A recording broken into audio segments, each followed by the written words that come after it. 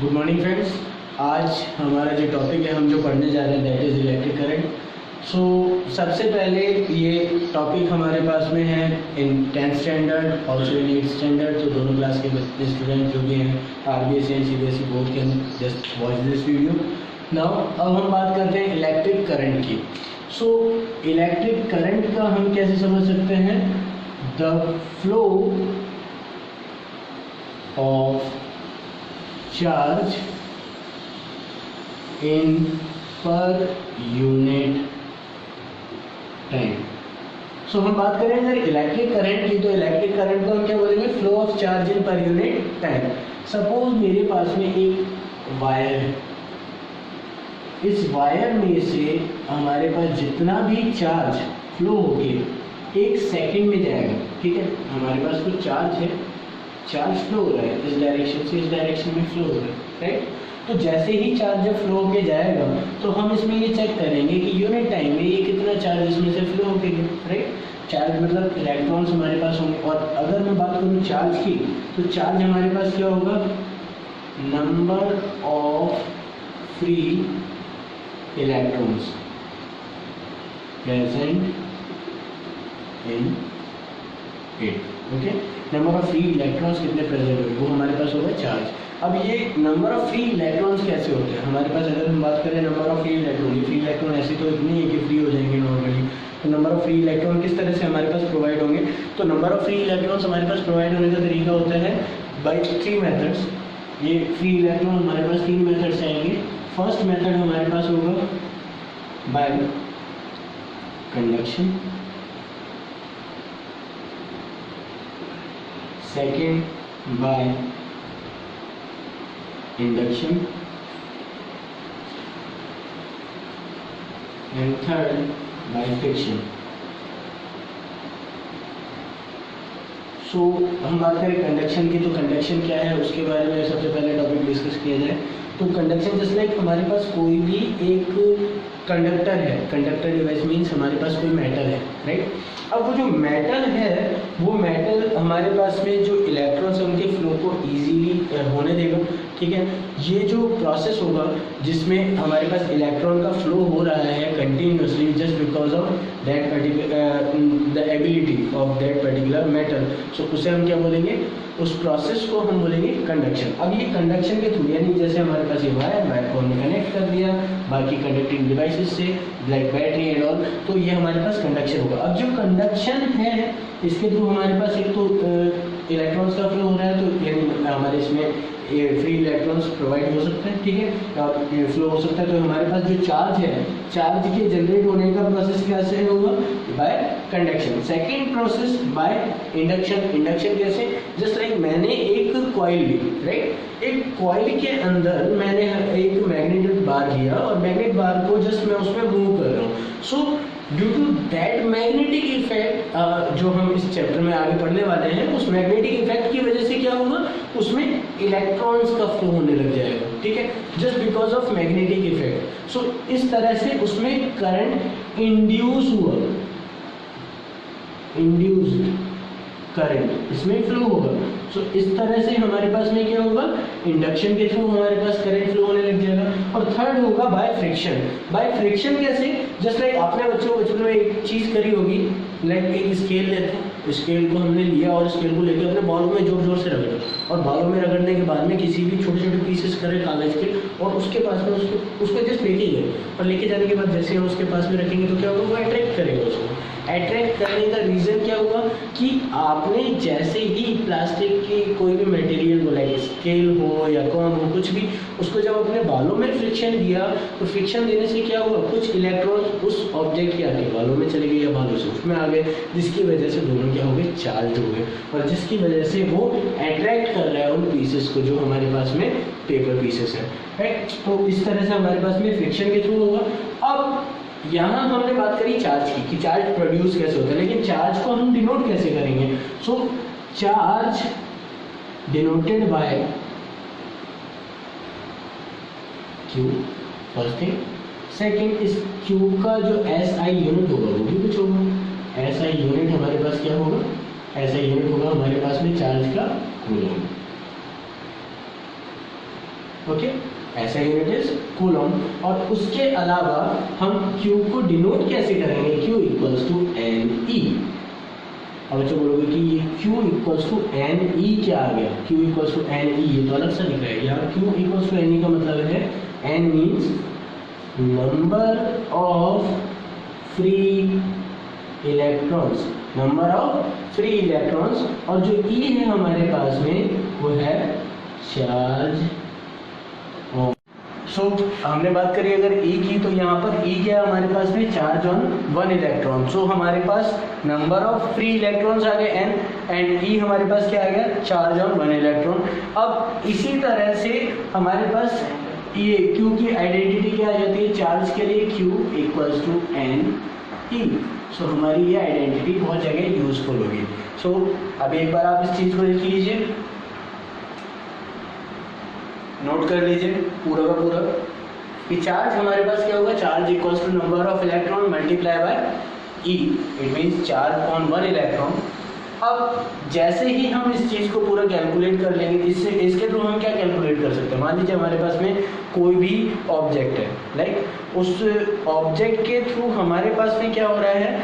उस ऑब्जेक्ट के थ्रू जो भी हमारे पास में नंबर ऑफ इलेक्ट्रॉन फ्लो हो रहे हैं, जैसे लाइक हमारे पास मेटल है, मेटल का एक वायर है, वायर के थ्रू हमने क्या किया? इलेक्ट्रॉन्स का फ्लो किया, राइट। तो इलेक्ट्रॉन के फ्लो यानी चार्ज के फ्लो की वजह से वहाँ पर क्या हुआ? हमारे पास में करंट फ्लो हुआ। अब हम ये जानना चाहते हैं चार्ज इसमें से कितना फ्लो हो रहा है। अगर हम चार्ज के बारे में पता करेंगे कि चार्ज इसमें से कितना फ्लो हुआ, तो उसके थ्रू हम पता कर पाएंगे कि हाँ हमारे पास इतने नंबर ऑफ इलेक्ट्रॉन्स जा रहे हैं, राइट। तो इस तरह से जब कैलकुलेट करना कि जितना भी चार्ज हमारे पास है उसके थ्रू हम कैलकुलेट करना चाहें कि नंबर ऑफ इलेक्ट्रॉन्स कितने फ्लो हो रहे हैं, तो वो हमारे पास क्या हो जाएगा? उसके लिए हम क्या यूज़ करेंगे? That identity. Okay, just like एक एग्जाम्पल देखते हैं इसके बाद में।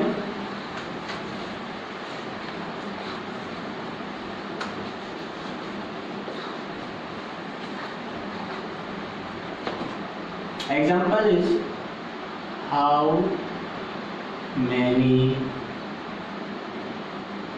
electrons are there in suppose 8 coulomb charge। एक एग्जाम्पल है, जस्ट एन एग्जाम्पल कि आपके पास में कितने नंबर ऑफ इलेक्ट्रॉन्स होंगे 8 कूलम्ब चार्ज में। How many electrons are there in 8 coulomb charge. So अब जब आपको नंबर ऑफ इलेक्ट्रॉन्स कैलकुलेट करना है तो आपको इसमें क्या दे रखा है? चार्ज के बारे में दे रखा है, राइट। तो हमारे पास चार्ज कितना होगा? Charge is 8 coulomb. It means आपको वैल्यू दे रखी है Q के लिए, राइट। इसी तरह से हमारे पास नंबर ऑफ इलेक्ट्रॉन्स मिसिंग है और E की वैल्यू कांस्टेंट है, that is 1.6 into 10 to the power -19 coulomb. Okay, so हमारे पास E कांस्टेंट है 1.6 into 10 to the power -19 coulomb. और इसके अलावा N आपको कैलकुलेट करना है। जब आप N कैलकुलेट करना चाहोगे तो क्या होगा?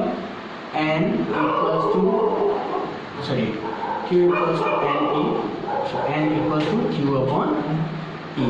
अब Q की वैल्यू हमारे पास क्या है? 8 अपॉन E की value 1.6 into 10 to the power -19, right. अब जैसे इसको सॉल्व करना शुरू करेंगे 8 into 10 to the power 19 upon 1.6, यहाँ ये कैंसिल हो जाएगा। 1.6 से कैंसिल कितनी बार होगा? 5 टाइम। यहाँ पर हो गया 5 into 10 to the power 19। So number of electrons are 5 multiply by 10 to the power 19। Okay, so इतने नंबर ऑफ इलेक्ट्रॉन यानी 5 into 10 to the power 19 electrons यहाँ पर पूरा फ्लो होंगे उस कंडक्टर में से, जिसके लिए हमारे पास में चार्ज की वैल्यू है 8 कूलम्ब, करेक्ट। एक बार नोट कर लीजिए। ओके, इसके आगे जा रहे हैं। चलो अब हम आते हैं अपने मेन टॉपिक पर। हमारा जो मेन टॉपिक है अभी that is electric current. Current के लिए मैंने डिफाइन किया था flow of charge in per unit time. Flow of charge in per unit time. अगर flow of charge per unit time के लिए अगर हम बात करें तो वहाँ पर क्या होगा कि एक पर्टिकुलर टाइम पीरियड में यानी एक सिंगल यूनिट टाइम में हमारे पास में कितना चार्ज फ्लो हो गया, राइट। तो जो भी चार्ज हमारे पास फ्लो होके जाएगा उसे हम क्या बोलेंगे, उसे हम बोलेंगे electric current in that particular unit time. तो इसीलिए हमारे पास क्या होगा, यहाँ करंट की वैल्यू होगी, current electric current is equals to charge upon time. So electric current equals to charge upon time. इसीलिए हम यहाँ पर जब सॉल्व करेंगे इसको, इलेक्ट्रिक करंट का सिंबल जो होता है हमारे पास में, सिंबल हमारे यहाँ क्या यूज होता है ये भी ध्यान रखिए, आई सिंबल यूज होता है करंट के लिए मोस्टली। इसके बाद में हमारे पास इसकी एस आई यूनिट क्या होगी, जो एस आई यूनिट हमारे पास आएगी दैट इज एम्पियर। ओके, ऐसा यूनिट हमारे पास क्या आएगी, एम्पियर। तो इसीलिए हमारे पास करंट की वैल्यू होगी I equals to charge Q upon T। Okay, so current के लिए हमारे पास में चार्ज अपॉन टाइम भी हो सकता है और करंट की वैल्यू हम इस तरह से भी कैलकुलेट कर सकते हैं क्योंकि हमने वैल्यू देखी हुई है last identity that is NE। सो यहाँ हो जाएगा NE upon T। So number of electron से भी हम इसको रिलेट कर सकते हैं, राइट। तो ये हमारे पास हुआ इलेक्ट्रिक करंट के बारे में। अब इलेक्ट्रिक करंट सपोज दैट आपके पास में किस तरह से चेक करोगे, जैसे लाइक अभी एक न्यूमेरिकल हम अगर देखें तो if the charge flow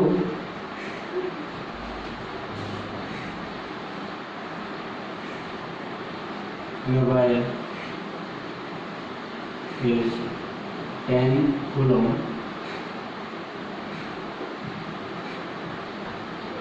in 5 seconds, then what will be the current? So हम बात करें charge flow in particular wire that is equals to 10 coulomb, so with in 5 second, right. So हमारे पास में इसमें करंट की वैल्यू क्या होगी, सिंपल है, current I is equals to Q upon T। आपको Q की वैल्यू गिवन है that is 10 coulomb upon time की वैल्यू भी यहाँ पर गिवन है दैट इज 5 सेकेंड।